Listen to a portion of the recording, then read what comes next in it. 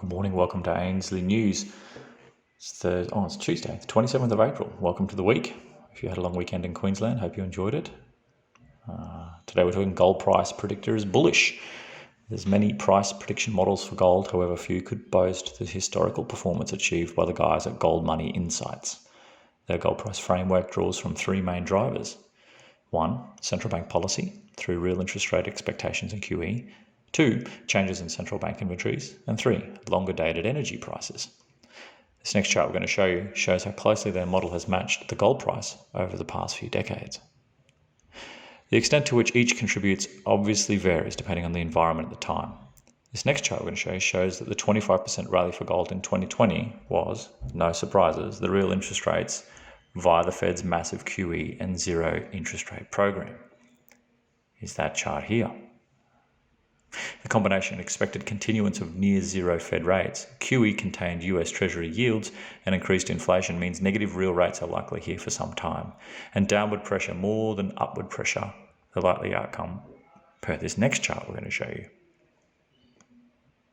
Here it is here. Percentage fund are Fed's rates and the 10-year Treasury yield. And also this chart here, inflation expectations started rising sharply over the past few months. In terms of central bank holdings, the trend since the GFC remains where emerging market or EM central banks are solidly buying up, and more so than Western central banks, meagre sales. This next chart I'm going to show you of World Reserve Gold holdings tells a story. Look at that dip there in 2008 and what we've been experiencing up until 2020.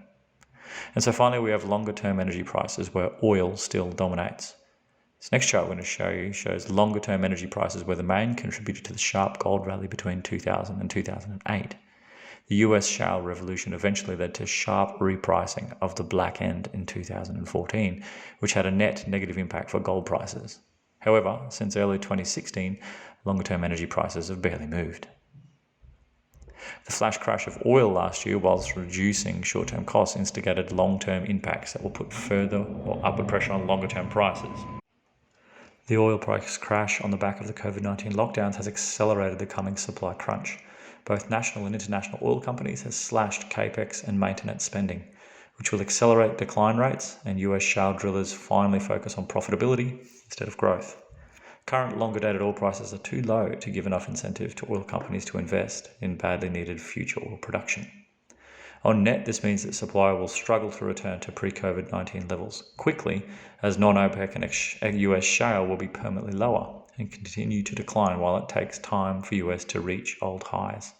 US shale oil production is unlikely to grow again at past rates, particularly with current prices. And once US shale production has reached the previous peaks, it will be increasingly difficult to grow much further, as high decline rates simply limit to how high production can go. Even before the pandemic, most OPEC countries were already more concerned about maintaining their production rather than growing it over the long run.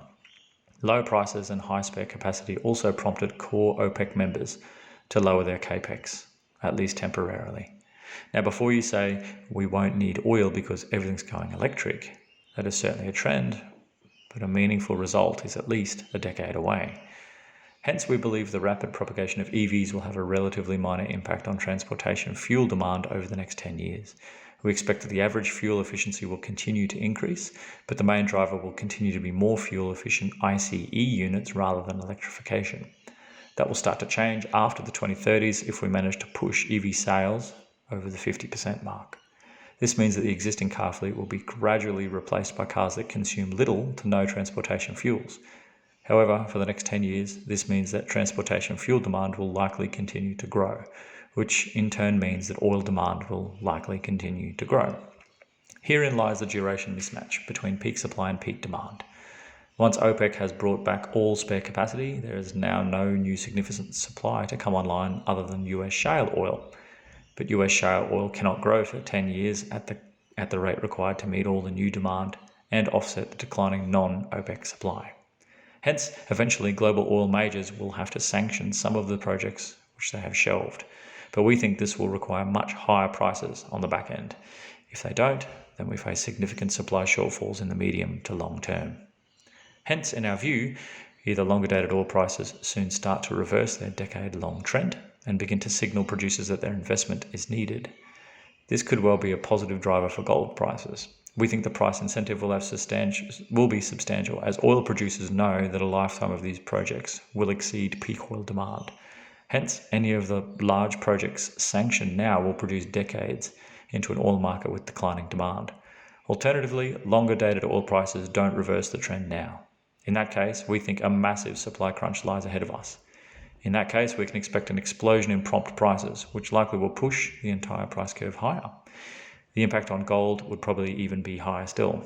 Either or, we think the trough in longer dated energy prices is now finally here, and longer dated energy prices will be supportive to gold going forward. On net, we think we are still in the beginning of the current gold price cycle. While there remains some near-term risk from a spike in nominal rates, potentially triggered by a sharp correction in equity markets, we think central banks are ready to step in and act quickly, limiting the upside to nominal rates. The medium-term outlook for real interest rate expectations in QE is very positive for gold, in our view, and long-dated energy prices present some further upside risk. Should real interest rates fall to a similar extent as they have historically in the aftermath of a recession, we alone should push gold prices to around the $2,600 to $3,100 mark. Such a move over the entire gold price cycle would be in line with the 2008-2011 move of around 270% from bottom to top. Importantly, this scenario would still not assume a sharp pickup of inflation. As you can see from those previously charts we've shown, rarely have we seen all three factors contributing to this model as we see now before us. Wow, that's news today. Thanks for that insight there. Remember ainsleyBullion.com.au for all things physical, gold, silver, platinum. Go over to ainsleywealth.com.au for all things cryptocurrency, and goldsilverstandard.com. Cryptocurrency built and backed by Ainsley, pegged to the real price of gold and silver and stored at Reserve Vault. Right, goldsilverstandard.com. Enjoy your Tuesday, everyone, and we'll catch you tomorrow for more news.